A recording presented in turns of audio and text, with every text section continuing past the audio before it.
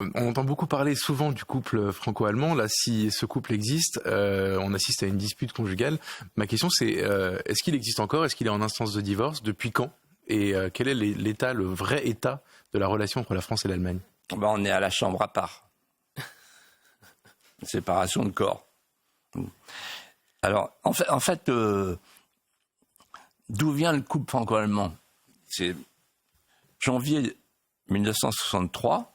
De Gaulle et Adenauer concluent un traité.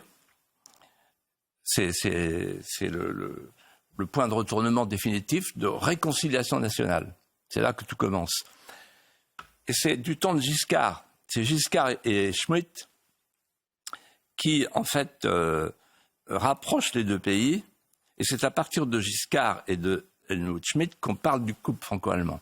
Puis la troisième étape, c'est Maastricht, qui fera dire à Marie-France Garot, dans le couple franco-allemand, on sait maintenant, après Maastricht, que c'est l'Allemagne qui porte la culotte. En fait, dans sa stratégie de puissance, l'Allemagne s'est établie sur 3 dépendances, qui sont aujourd'hui 3 facteurs de division par rapport à la France. La première dépendance, c'est la dépendance américaine. L'Allemagne ne pense pas sa défense comme la France. Elle se tourne vers l'Amérique pour sa protection, pour sa défense. Tout est pensé par rapport à l'Amérique. Ce n'est pas le cas de la France. Deuxième dépendance, la dépendance russe. Pendant très longtemps, l'Allemagne a dit non, on ne veut pas du nucléaire, on a le gaz russe et maintenant les éoliennes et le charbon. Deuxième divergence. Et troisième dépendance, la dépendance chinoise. On a besoin d'exporter vers la Chine avec la route de la soie et d'utiliser la main-d'œuvre orientale à bas prix. C'est le fameux modèle mercantiliste.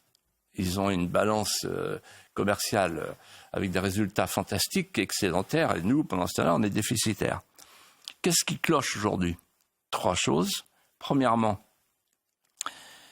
le modèle mercantiliste est en train de s'effondrer parce que l'Amérique s'en va doucement, donc ils sont perdus. Ensuite, le gaz russe, c'est fini, donc il est remplacé par le gaz liquéfié américain, il est beaucoup plus cher. Et troisièmement, le modèle mercantiliste, c'est fini, la main-d'œuvre de l'Europe orientale et la Chine inonde le marché allemand avec ses automobiles. Ensuite, il y a la divergence sur l'Ukraine. Incroyable ce qui s'est passé.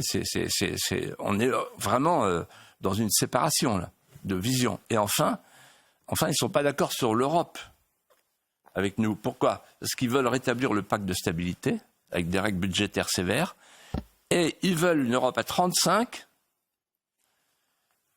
parce qu'avec une Europe à 35, ils seront majoritaires et ils veulent la fin de l'unanimité. Donc, je ne vois pas très bien sur quoi on va pouvoir s'accorder avec l'Allemagne. Et je pense que ce qu'on est en train de vivre avec l'Ukraine, c'est la fin de cette Europe, de la souveraineté européenne que voulait Emmanuel Macron.